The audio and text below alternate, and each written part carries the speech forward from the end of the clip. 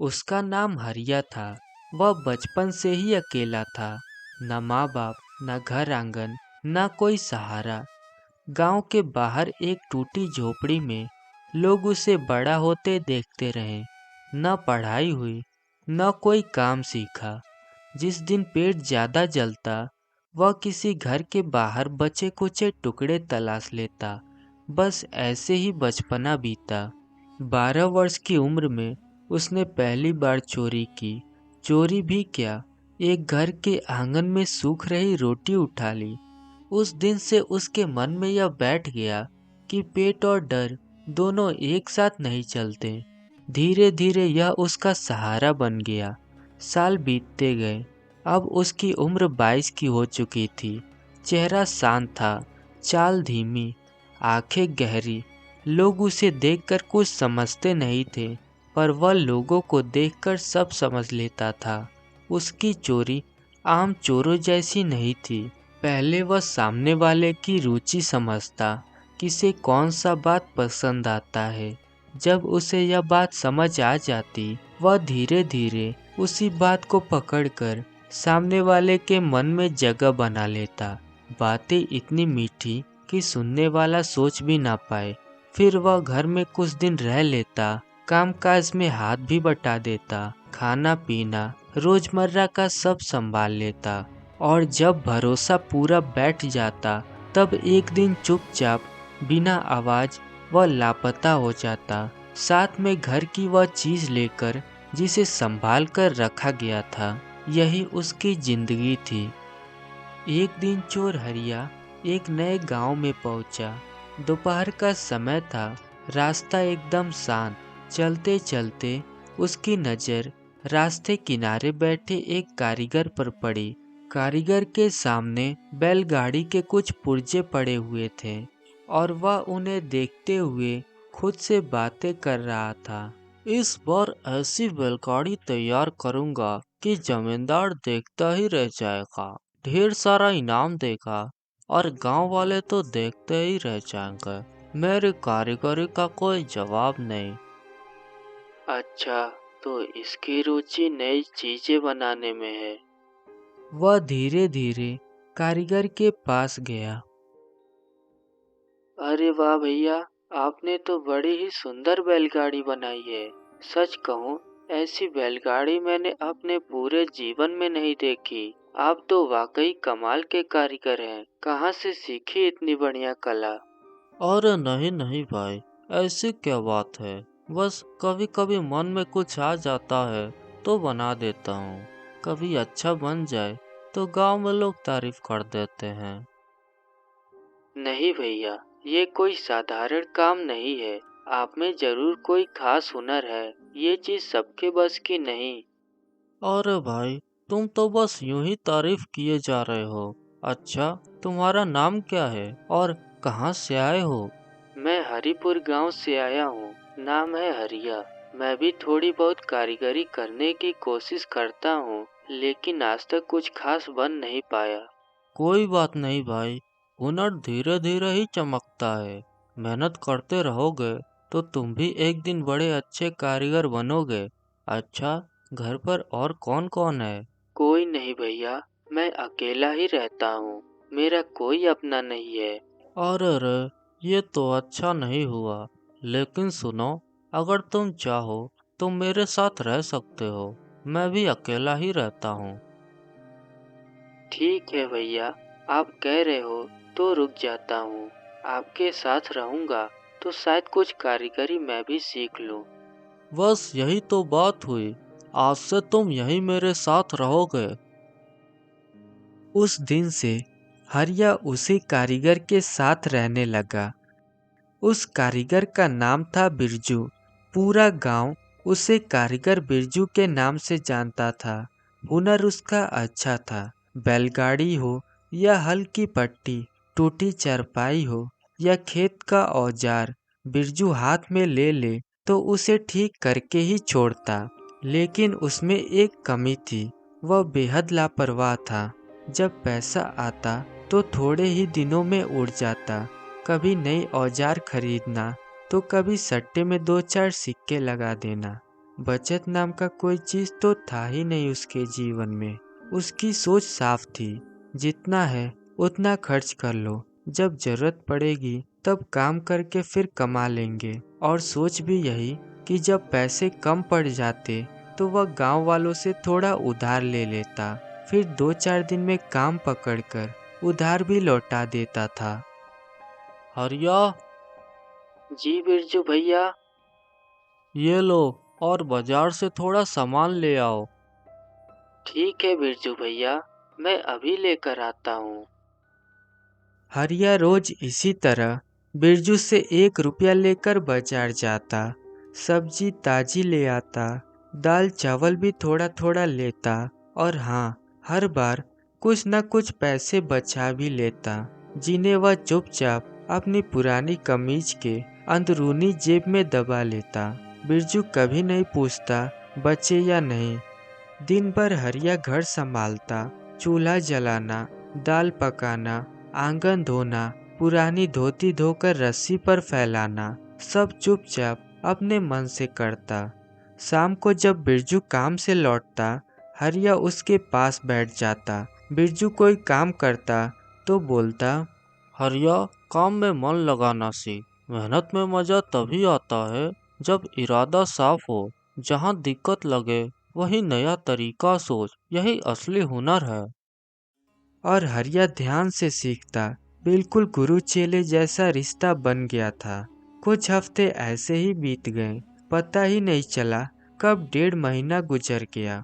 पहली बार जीवन में हरिया कहीं इतने लंबे समय तक ठहरा था, शायद इसीलिए क्योंकि यहाँ उसे कुछ सीखने को मिल रहा था।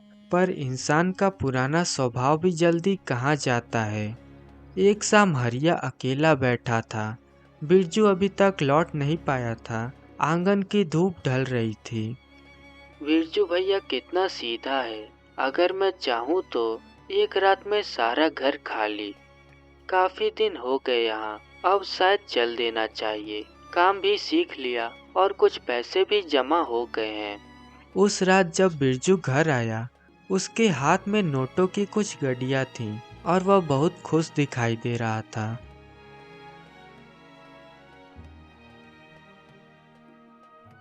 हरिया, देख, जो मैंने बैलगाड़ी का ढांचा बनाया था ना, वह जमींदार साहब को बहुत पसंद आया। खुश होकर उन्होंने मुझे 10,000 रुपए दिए।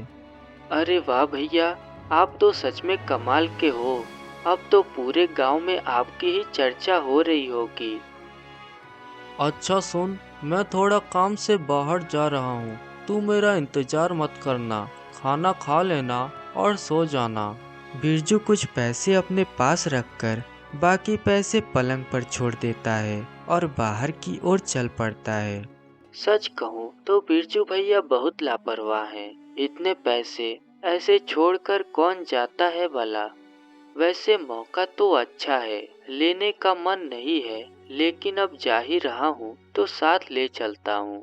वैसे भी बिरजू भैया के पास रहा तो कुछ ही दिनों में उड़ ही जाएगा। यह कहकर हरिया वो पैसे उठा लेता है और वहां से निकल जाता है। लेकिन हर बार की तरह इस बार हरिया को कोई खुशी महसूस नहीं हुई। हालांकि इस बार उसने बड़ा हाथ मारा था। उसका मन बेचैन था। अंतरात्मा बार बार कह रही थी कि उसने गलत किया है। चलते चलते रात काफी हो गई। हरिया थक भी चुका था। उसने एक पेड़ के नीचे बैठकर थोड़ा आराम करने का सोचा और वह वहीं बैठ गया। आज मुझे इतना अजीब क्यों लग रहा है।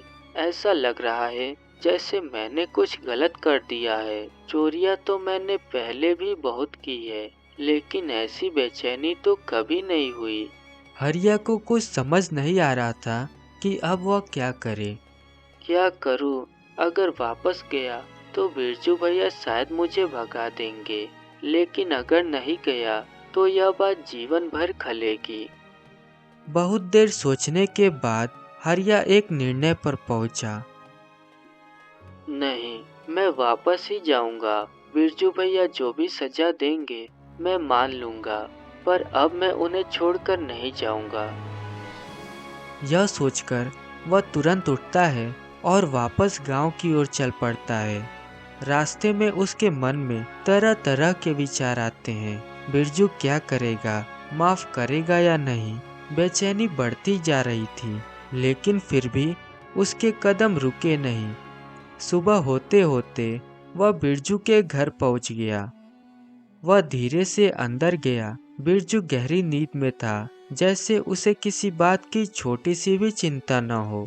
हरिया चुपचाप पैसे वहीं उसके पास रख देता है, फिर बाहर आकर चौखट पर बैठ जाता है। उसके अंदर कुछ ठहर नहीं रहा था। मन में सवाल एक के ऊपर एक चढ़ते जा रहे थे। धड़कनें तेज थीं, जैसे कुछ होने वाला हो। पैर वहीं थे, लेकिन मन कई जगह भाग रहा था। वह समझ नहीं पा रहा था कि अब क्या होगा आगे।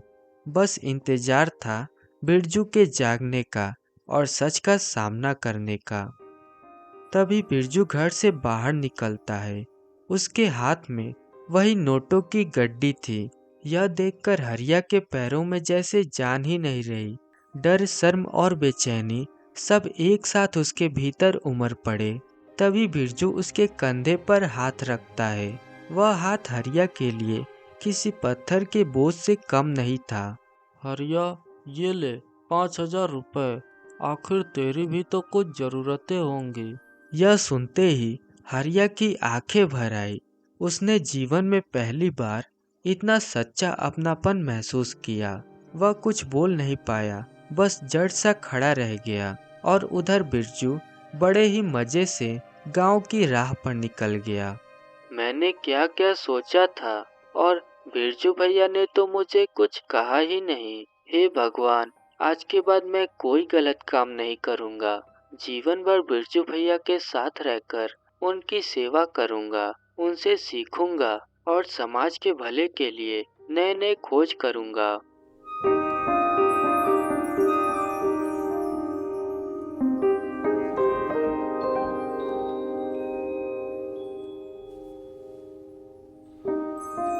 सेठ जी, अगर आप बुरा न माने तो मैं आपसे कुछ कहना चाहता हूँ। कहो धर्मा, तुम तो घर के ही हो। भीखू जो है वो जैसा दिखता है वैसा है नहीं। मैंने कुछ बातें देखी है। क्या कह रहे हो तुम?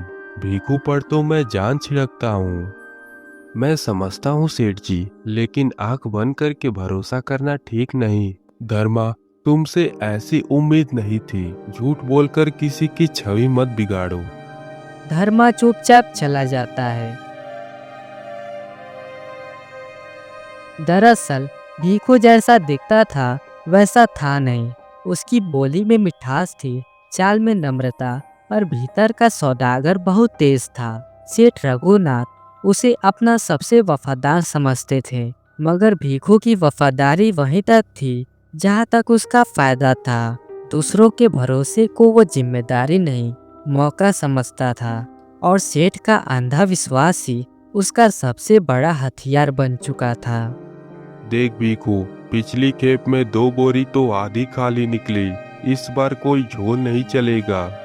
अरे भाई, जो माल मैं देता हूँ उसमें हवा तक पैसे कमाने लायक होती है। अब तुम बोरी तौलने लगे तो काम कैसे चलेगा? ठीक है, इस बार 10 बोरी ले रहा हूँ, लेकिन भाव वही पुराना दूंगा।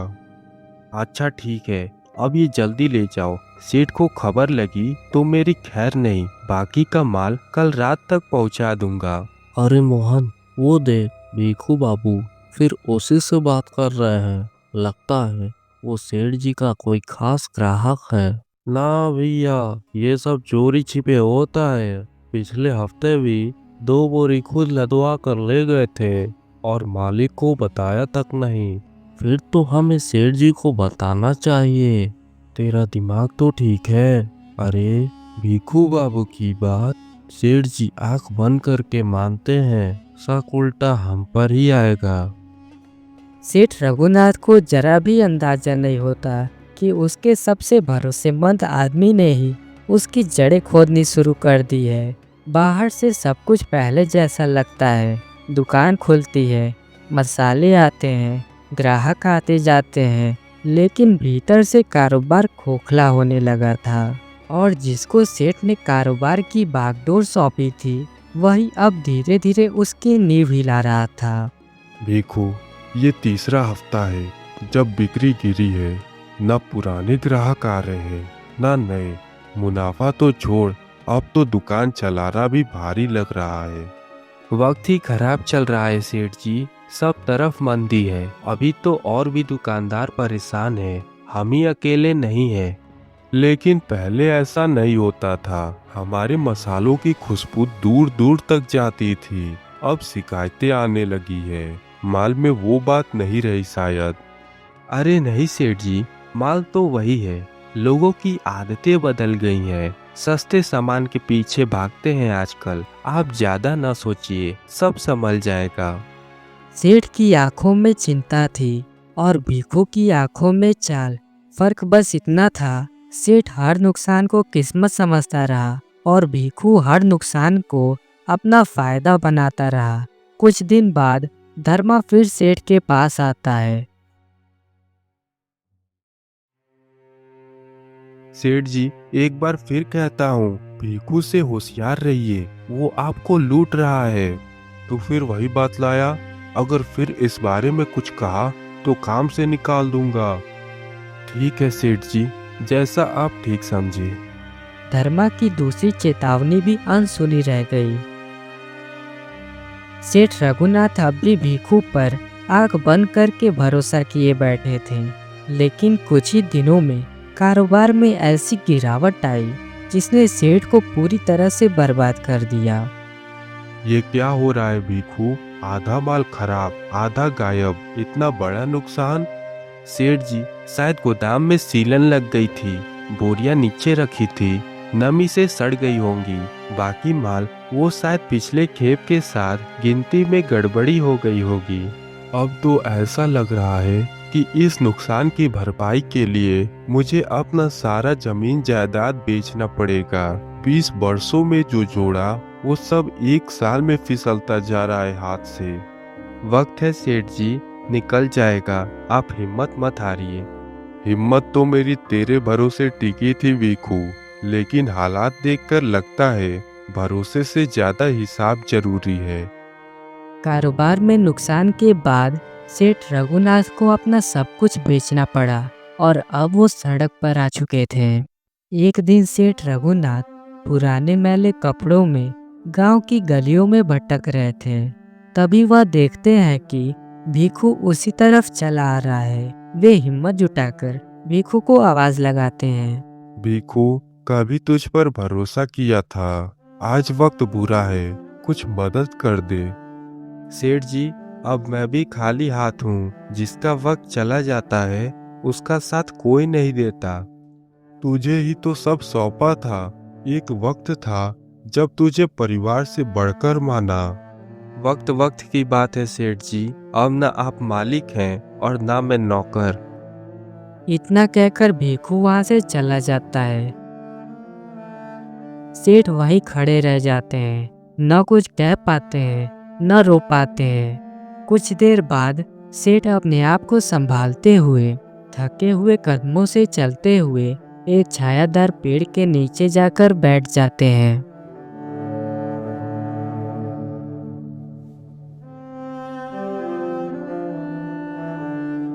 तभी सामने से धर्मा आ रहा होता है। उसकी नज़र जैसे ही सेठ पर पड़ती है वह ठिठक जाता है और भागता हुआ सेठ के पास आता है। सेठ जी, ये क्या हाल बना लिया आपने? कभी सब कुछ था धर्मा, अब कुछ नहीं बचा। जिसे अपना समझा उसी ने छीन लिया सब कुछ। मैंने पहले ही चेताया था सेठ जी, लेकिन आपने मेरी एक न सुनी। लेकिन अब क्या फायदा, चलिए मेरे साथ चलिए। तेरे पास क्या है देने को धर्मा? छोटा सा घर है, पर छत है, रोटी है और इज्जत है जो आपने कभी दी थी। आज उसे लौटाने का वक्त है। वह उसकी ओर देखते हैं, कुछ पल सोचते हैं और फिर उठकर उसके साथ चल देते हैं।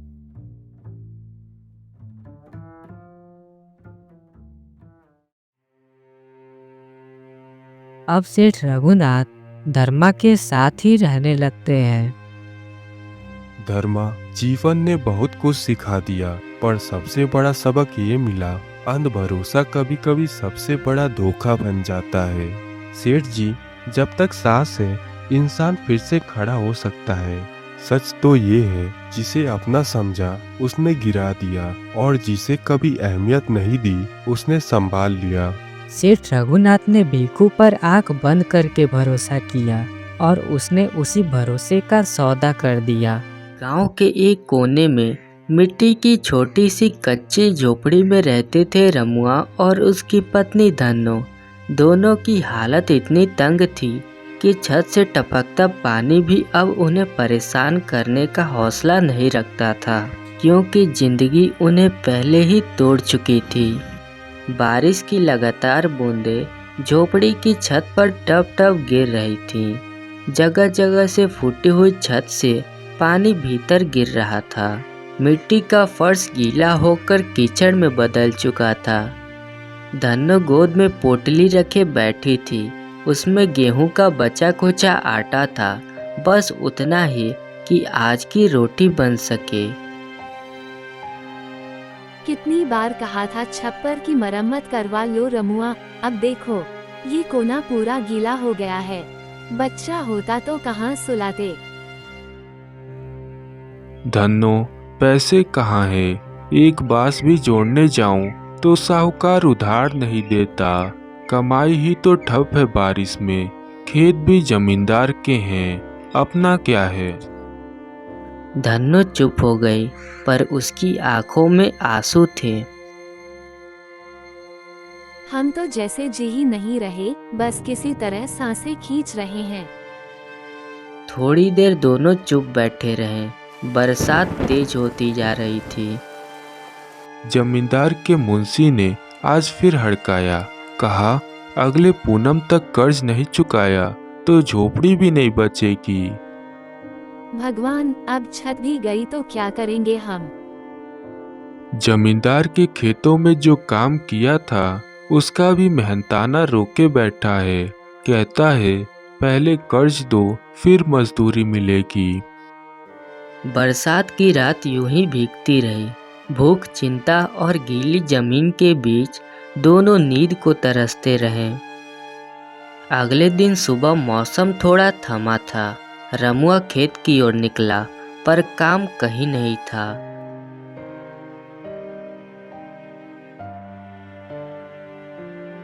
गांव के हालात ऐसे थे कि हर गरीब मौसम से हार रहा था।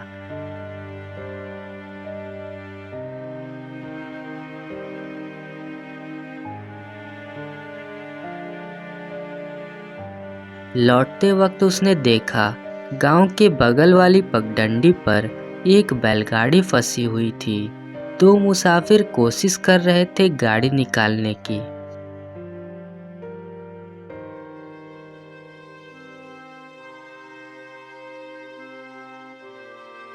सेठ जी, कोई मदद चाहिए? हाँ भाई, ये गाड़ी कीचड़ में धंस गई है। धूप निकले तब तक का तो वक्त नहीं है। कोई मजबूत आदमी मिलता तो धक्का लगवा लेते। क्या तुम कुछ कर सकते हो? जी सेठ जी, आप चिंता ना करें, मैं अभी बैलगाड़ी को निकाल देता हूँ। रमुआ ने आगे बढ़कर गाड़ी को बाहर निकाला। पूरा शरीर कीचड़ से लथपथ हो गया, पर गाड़ी बाहर आ गई। तुम्हारा नाम क्या है? रमुआ, इस गांव का ही हूँ। हम सहारनपुर गांव से आ रहे हैं। हमारा काम व्यापार का है। तुम मुझे बहुत ही नेक व्यक्ति लगे। ये लो 2 चांदी के सिक्के। भविष्य में कोई जरूरत पड़े तो याद करना। नहीं नहीं सेठ जी, इसकी कोई जरूरत नहीं है। रमुआ, ये मेहनत की कमाई है। लो, रख लो।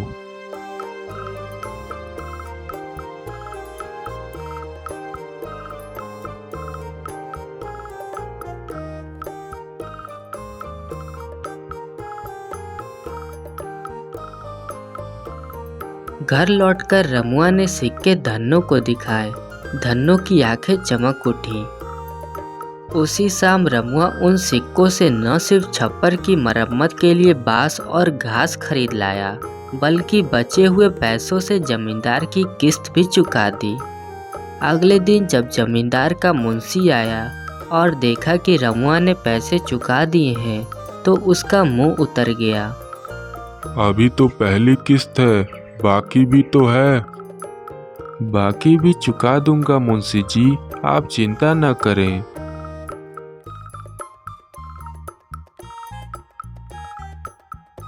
कुछ ही हफ्तों में रमुआ ने उसी मुसाफिर के सुझाव पर अपनी मेहनत से गांव के बाहर पुआल से टोकरियां बनाकर बेचना शुरू किया। मुसाफिर ने उसका माल पास के नगर में बिकवाया। धीरे धीरे रमुआ का काम चल पड़ा।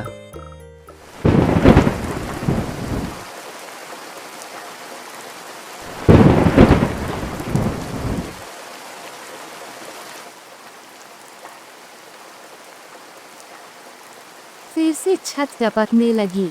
पिछली बार जो बोरी टांगी थी वो भी गल गई। कब तक ऐसे सहेंगे? क्या करूं गौरी, 3 दिन से काम नहीं मिला।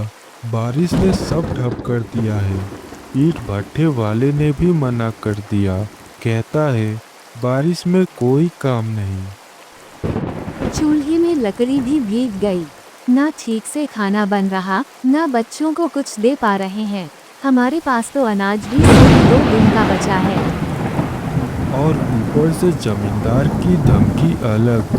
आज फिर आया था, कहता है अगर अगले हफ्ते तक पैसे नहीं चुकाए तो झोपड़ी खाली करनी पड़ेगी।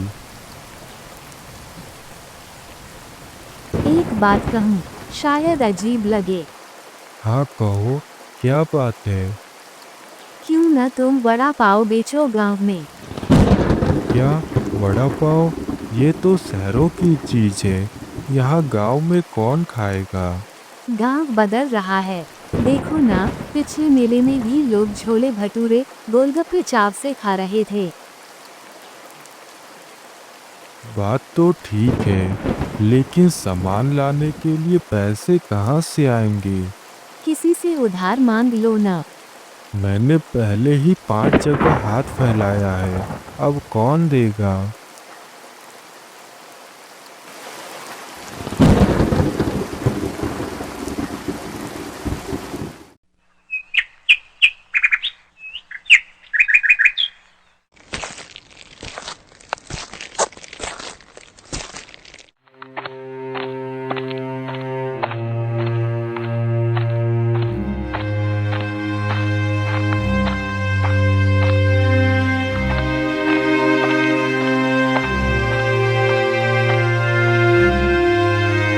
शंभू भाई, एक बात कहनी थी। जानता हूँ तुम भी मुश्किल में हो, लेकिन अगर थोड़े पैसे उधार मिल जाए तो। अरे रघु, तू मांगे और मैं मना करूं, ऐसा कभी हो सकता है भला? बता, कितने की जरूरत है? कम से कम 100 रुपए चाहिए। वड़ा पाव का ठेला लगाने की सोच रहा हूँ। अच्छा, वड़ा पाव का ठेला? यह तो बहुत अच्छा विचार है। रुक, अभी 100 रुपए देता हूँ।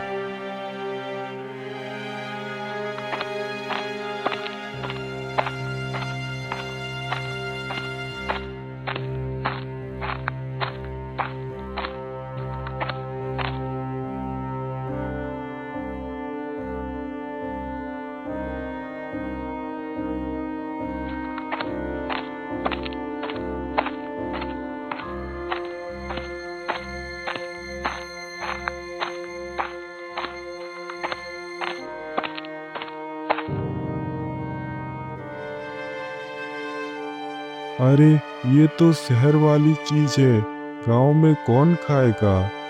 मगर सुगंध तो बहुत चटपटी आ रही है। वाह रघु, ये तो सच में मजेदार है। एक और देना। अब से हर शाम यही ठेला लगाना।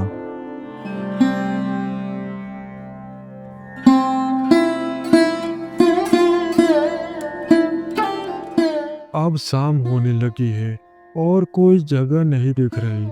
चलो, इस गांव में ही आज रात ठहर जाता हूँ।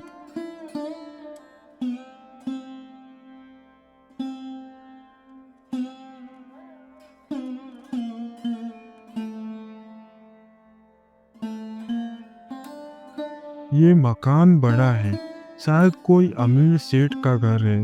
हो सकता है मदद मिल जाए।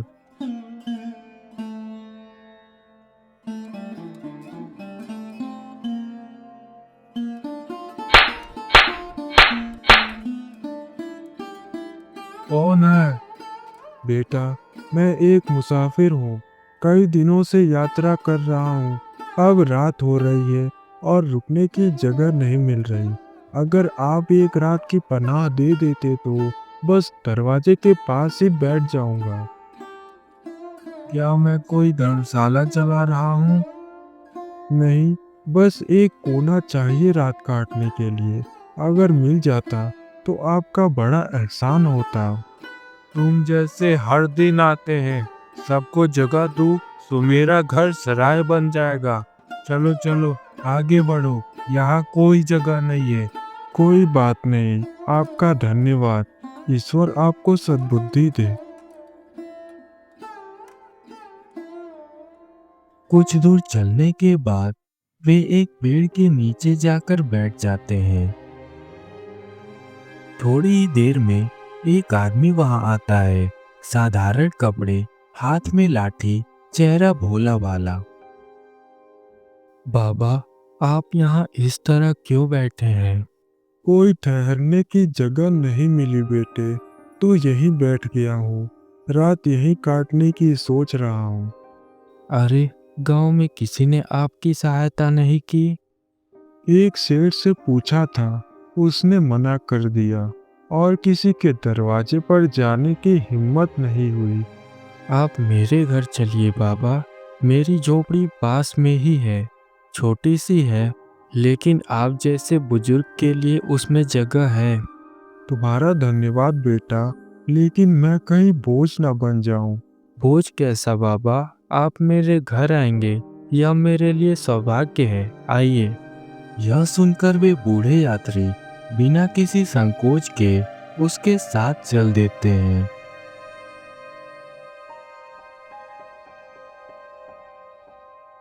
आपका नाम क्या है बाबा? लोग मुझे बस बाबा कहते हैं। और तुम्हारा? मेरा नाम रघु है।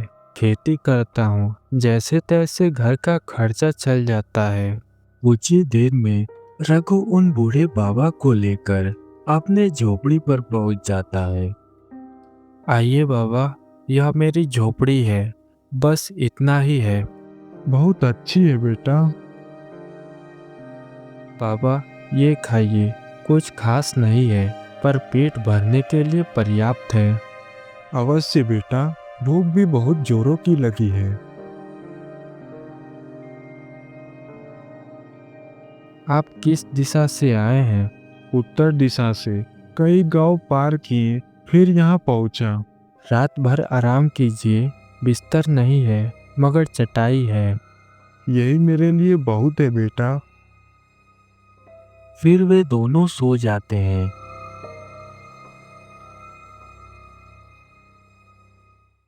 अगले दिन सुबह सुबह रघु को अलविदा कहकर बाबा जाने लगते हैं। अच्छा बेटा, अब मैं चलता हूँ। तुम्हारा बहुत बहुत धन्यवाद।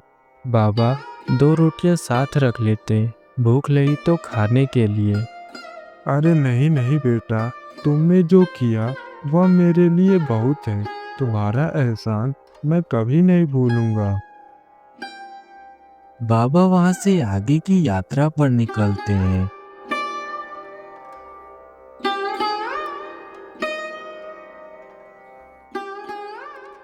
किसी को बुलाओ, बच्चे को कुछ हो गया है। सेठ जी के बेटे को सांप ने काट लिया है। वैद्य को बुलाओ जल्दी।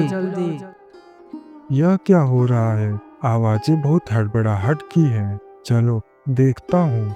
कुछ ही दूर चलते हैं कि अचानक गांव की ओर से भीड़ की आवाजें सुनाई देती है। वह तेज कदमों से आवाज की दिशा में बढ़ते हैं।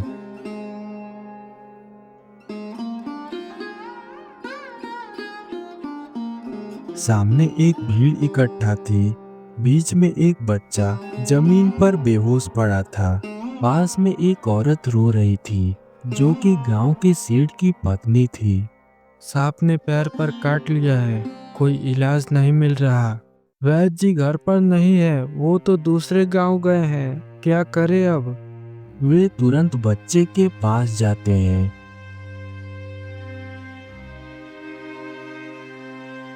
कृपया मुझे देखने दीजिए। तुम कौन हो? मैं वर्षों से जड़ी बूटियों का ज्ञान रखता हूँ। मैं इस बच्चे को ठीक कर सकता हूँ। बच्चे की हालत बहुत नाजुक है, जल्दी कुछ करो बाबा। वे अपनी झोली खोलते हैं, उसमें से कुछ सूखी पत्तियां और जड़ी बूटियां निकालते हैं। उन पत्तों को हाथ में रगड़कर एक लेप बनाते हैं। सांप जहरीला नहीं था, लेकिन जहर फैलने लगा है। मैं यह जड़ी बूटी लगा रहा हूँ, इसके असर से जहर उतर जाएगा। वह जड़ी बूटी बच्चे पर लगाते हैं। कुछ देर बाद बच्चा हल्का हल्का हिलने लगता है। देखो, बच्चा सांस ले रहा है और चेहरा भी थोड़ा ठीक लग रहा है। बाबा ने चमत्कार कर दिया। यह चमत्कार नहीं, जड़ी बूटी का असर है, बस समय रहते लगा दी।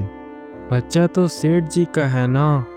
हाँ, वही सेठ जिसने इस बाबा को दरवाजे से भगा दिया था कल रात।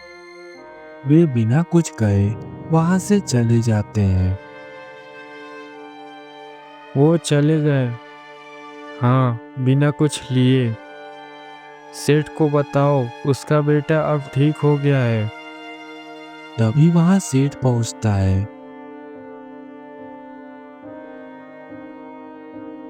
मेरा बेटा कहाँ है? वो अब कैसा है?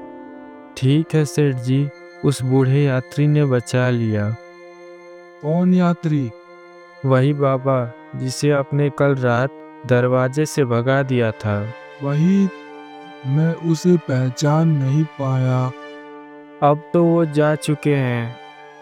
मैंने गलती की, बहुत बड़ी गलती।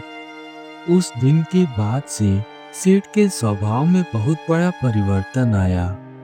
अब वह जरूरतमंद, असहाय और गरीब लोगों के प्रति निस्वार्थ भाव से मदद करने की भावना रखने लगा।